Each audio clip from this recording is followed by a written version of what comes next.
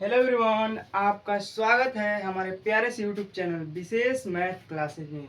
मैं विशेष आपका स्वागत करता हूं। आज कक्षा 9 के चैप्टर 2 बहुपद को सॉल्व करेंगे। प्रश्नावली करेंगे हम लोग 2.1। पाठ का नाम होगा बहुपद। प्रश्नावली 2.1। इसका पहला सवाल है, निम्नलिखित पर बहुपद निम्नलिखित व्यंजकों में कौन कौन एक चर में बहुपद है और कौन नहीं है। अपने कारण के साथ उत्तर देना है। तो इसका पहला सवाल है 4x² माइनस 3x प्लस में 7। 4x² माइनस में 3x प्लस में 7। तो देखिए बहुपद के लिए आवश्यक क्या है। बहुपद के लिए आवश्यक है कि जो भी बहुपद दिया है इसमें प्रत्येक चर राशि का घातांक पूर्ण वर्ग होना चाहिए। तो इसमें देखिए चर राशि कौन कौन है, एक x है और एक x है, दो जगह है। इसका घात 2 है और इसका घात 1 है, दोनों घाते पूर्ण है, इसलिए हम इसे कह सकते हैं कि बहुपद है, बहुपद है। उसके बाद कारण लिखेंगे, क्योंकि प्रत्येक चर राशि का घातांक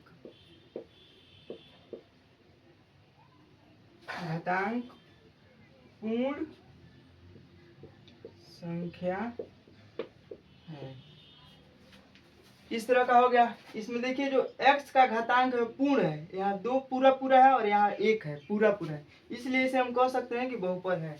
और ऐसे ही दूसरा क्वेश्चन हम लोग का कि y² प्लस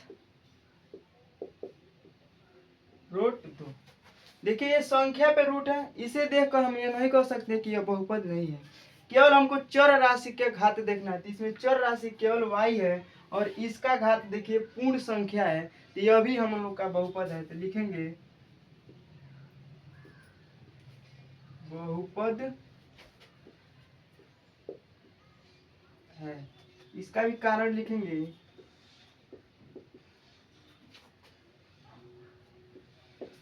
क्योंकि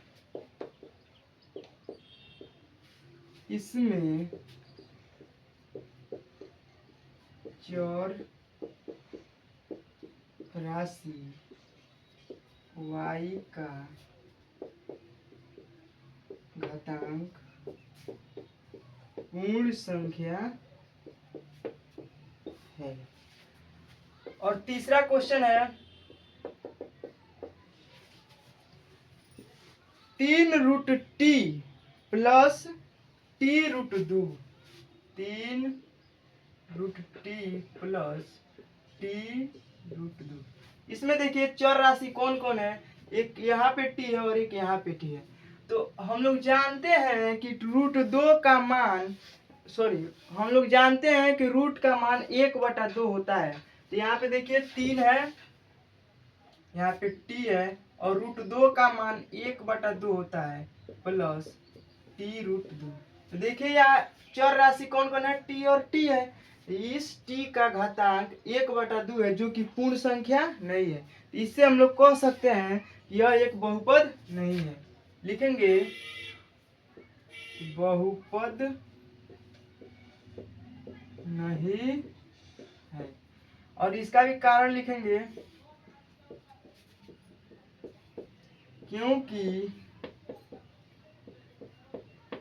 इसमें चर राशि t का घातांक पूर्ण संख्या नहीं है, ऐसे लिख देंगे। और इस ऐसे ही चौथा क्वेश्चन है हम लोग का वाई प्लस 2/y। तो देखिए यदि भी कोई भी संख्या बट्टे के नीचे है तो उसका घात जब ऊपर ले जाते हैं तो ऋणात्मक होता जाता है। जैसे कि y प्लस 2, यदि y को ऊपर ले चलेंगे तो y पे पावर -1 हो जाएगा। इसमें देखिए चर राशि कौन कौन है, एक यहाँ पे y है, एक यहाँ पे y है। इस y का घातांक जो कि पूर्ण संख्या है, लेकिन इस y का घातांक पूर्ण संख्या नहीं है, ये ऋणात्मक है। तो इससे हम लोग कह सकते हैं कि यह एक बहुपद नहीं है। तो लिखेंगे बहुपद नहीं है। लिखेंगे कारण क्योंकि इसमें y का घातांक ऋणात्मक है। ऐसे ही 4 हो गया। अब 5वां करेंगे, पहले इसको रफ कर देता हूँ।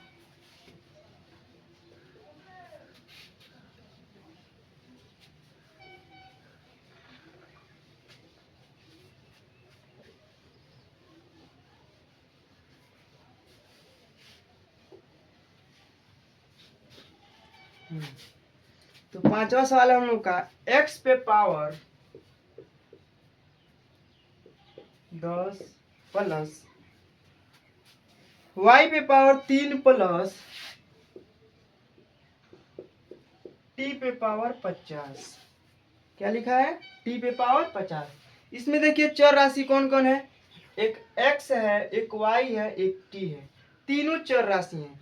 तीनों का घातांक देखिए पूर्ण संख्या है कि नहीं। यदि तीनों का घातांक पूर्ण संख्या है तो हम लोग कह सकते हैं कि यह एक बहुपद है। तो देखिए इसका घातांक 10 जो कि पूर्ण संख्या है, y का घातांक 3 जो कि पूर्ण संख्या है, t का घातांक 50 जो कि पूर्ण संख्या है। तो हम लोग कह सकते हैं कि बहुपद है। क्या लिखेंगे, बहुपद है। अब कारण लिख देंगे,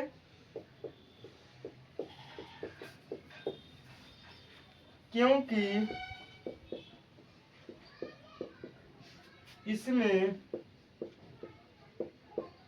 सभी चर राशियों का घातांक मूल संख्या है। लिखिए तब तक।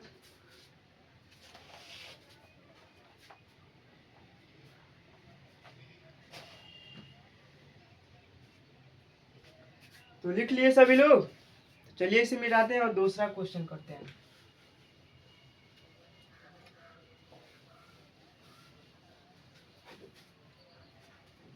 हम लोग का दूसरा क्वेश्चन है, इसमें कह रहा है निम्नलिखित में से प्रत्येक में x स्क्वायर का गुणांक बताइए।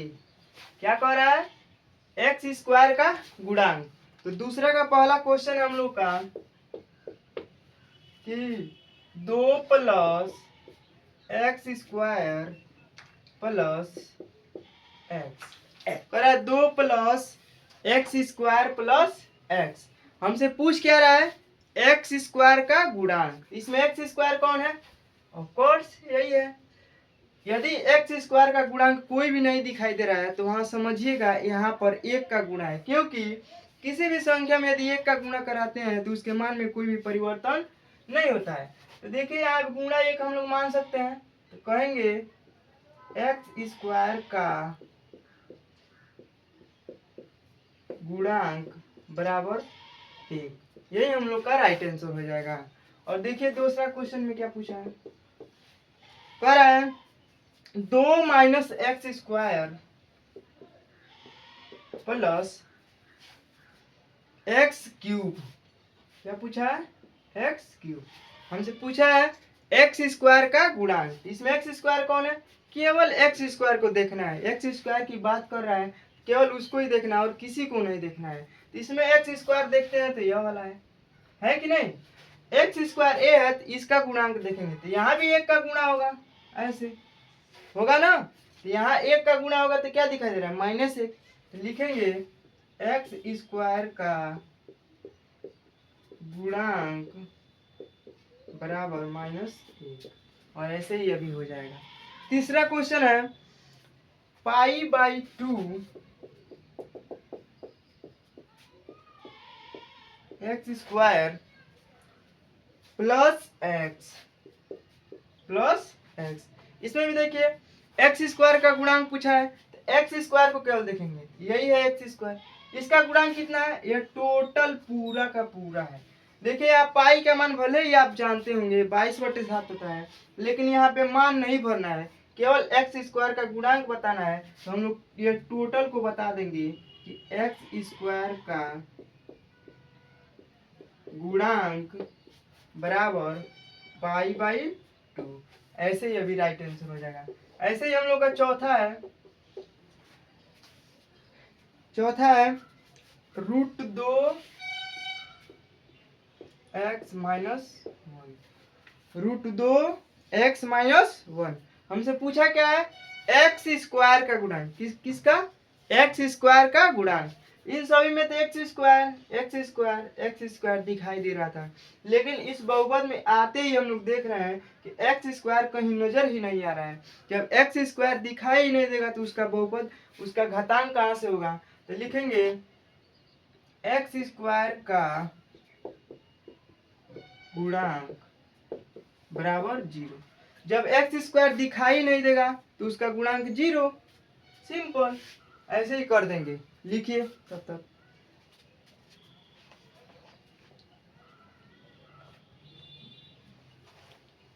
तो लिखा गया बच्चों। तो हम लोग तीसरा क्वेश्चन करते हैं, तब तक इसे मिटा देते हैं हम।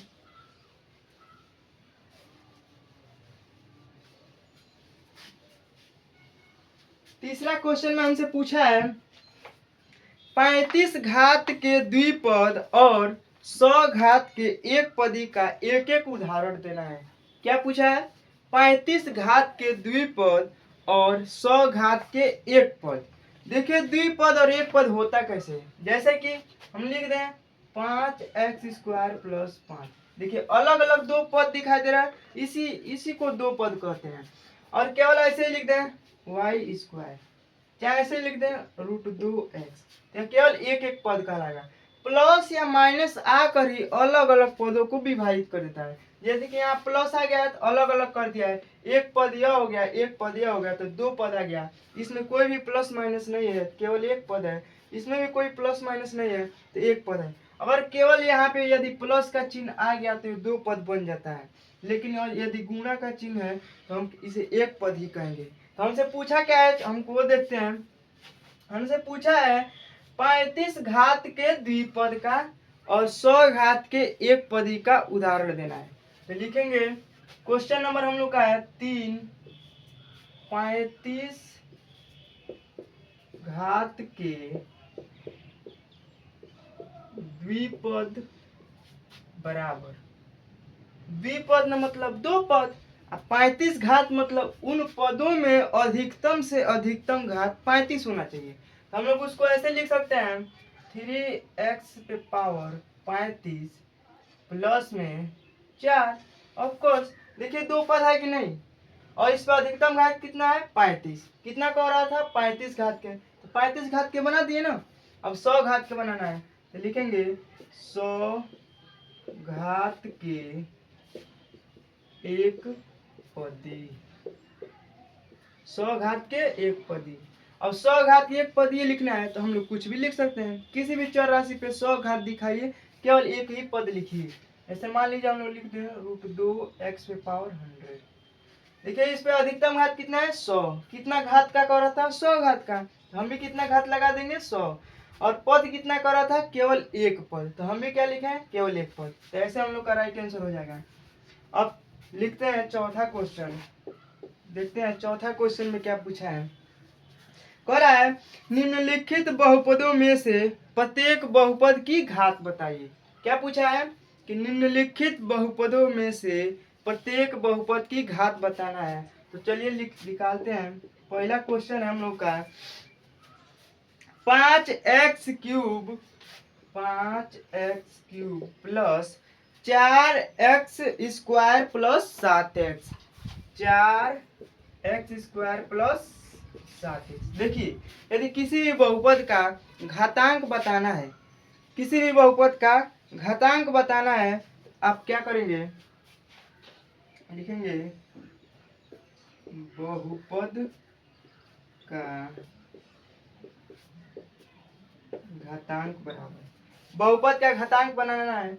इस बहुपद में सबसे अधिकतम घात जो है, क्या बोले हैं, इस बहुपद में सबसे अधिकतम जो घात है बहुपद का वही घातांक कहलाता है। तो देखिए इस बहुपद में सबसे ज्यादा घात कितना है, ऑफ कोर्स 3 दिखाई दे रहा है, तो इस बहुपद का घातांक क्या हो जाएगा, 3। बस इतना ही सही खेल है, इतना ही सही खेल है। अब जैसे कि दूसरा क्वेश्चन में हमसे पूछा है कि 4 माइनस y², क्या पूछा है, 4 माइनस y², हमसे पूछा है बहुपद का घातांक। तो लिख देंगे बहुपद का घातांक बराबर, इस बहुपद में सबसे ज्यादा घात कितना है, देखिए 4 पे 1 है और y पे 2 है, अधिक से अधिक कौन है, 2। तो इस बहुपद का घातांक कितना हो जाएगा, 2। हम लोग का राइट आंसर हो जाएगा। तीसरा में क्या पूछा है,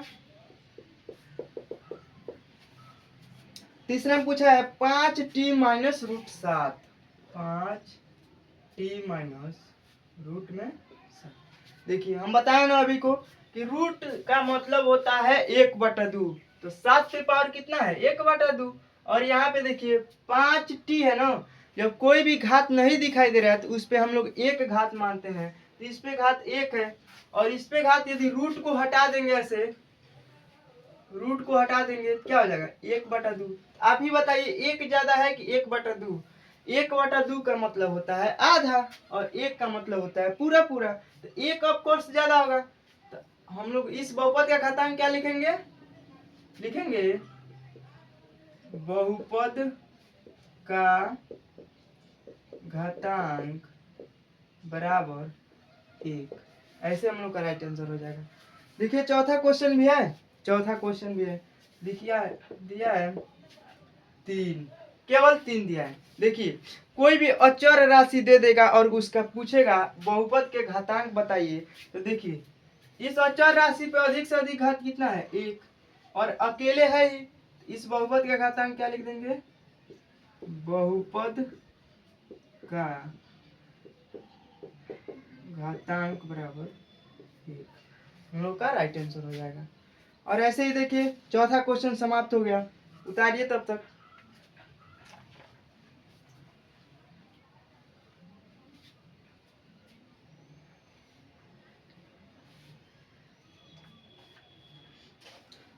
तो हो गया, अब हम लोग इसको इरेज करते हैं, तब 5वां क्वेश्चन करेंगे। चलिए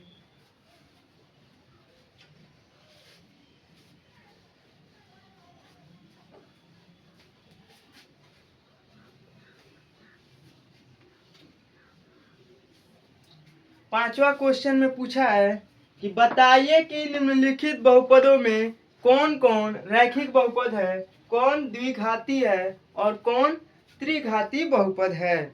तो पहले जानिए कि रैखिक बहुपद होता क्या है, द्विघाती बहुपद होता क्या है, त्रिघाती बहुपद होता क्या है। तो सुनिए, जिस बहुपद पे मान लीजिए एक बहुपद ऐसे हो गया, इसमें अधिक से अधिक घात कितना है, 1।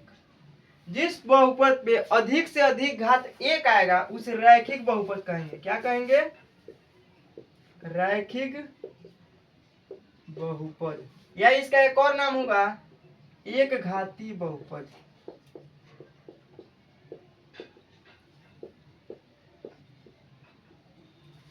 और किसी बहुपद पे मान लीजिए कैसे है,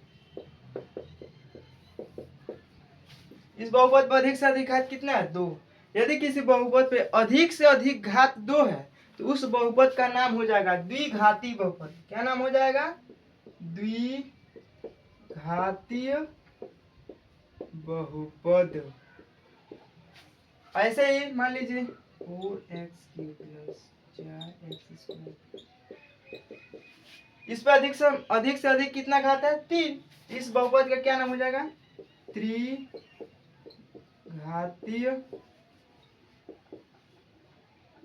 बहुपद।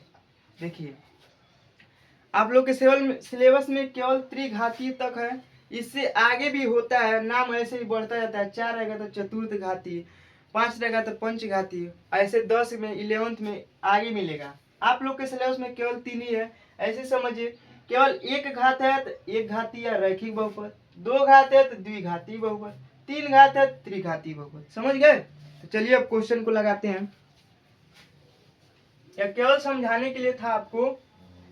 अब 5वां का पहला क्वेश्चन लगाते हैं। 5वां का पहला क्वेश्चन दिया है एक्स स्क्वायर प्लस एक्स।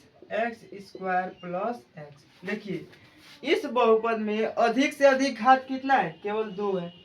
बताया ना, और घात 2 है तो उसका नाम क्या पड़ेगा? द्विघातीय बहुपद। इसका केवल नाम बता देना है,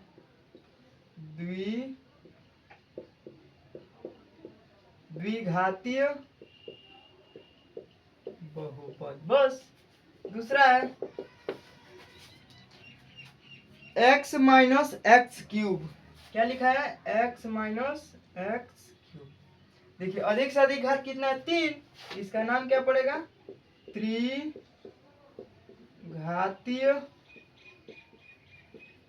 बहुपद। क्या नाम पड़ेगा? त्रिघातीय बहुपद।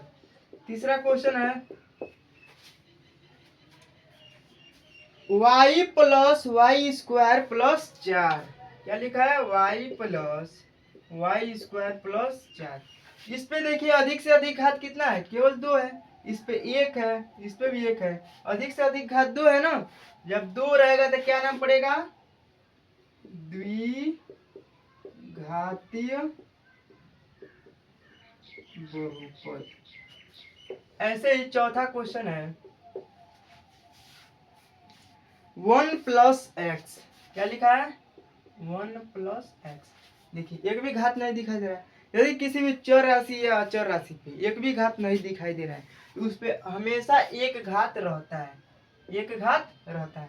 जब एक घात रहेगा तो क्या नाम बताए थे? रैखिक बहुपद या एक घातीय बहुपद। इसका नाम क्या रख देंगे? रैखिक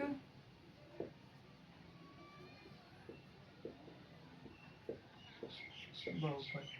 5वां क्वेश्चन है 3t। क्या लिख दिया है? 3t। देखिए यह भी अचर राशि एक है और एक चर राशि है। इस पे अधिक से अधिक घात कितना है? 1। इसका भी नाम क्या पड़ेगा? रैखिक बहुपद। 6वां क्वेश्चन है आर स्क्वायर। क्या लिख दिया है? R square. अधिक से अधिक घात कितना है? 2। क्या नाम पड़ेगा? द्विघातीय बहुपद। ओके। ऐसे ही 7वां क्वेश्चन भी है। हाँ 7वां क्वेश्चन भी है। 7वां क्वेश्चन है क्या दिया है? 7x cube. क्या दिया है? 7x cube. अधिक से अधिक घात कितना है? 3। तो क्या नाम पड़ेगा? त्रिघातीय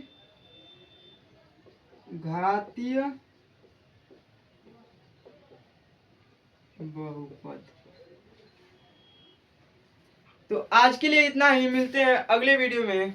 तब तक के लिए बाय, टेक केयर, जय हिंद।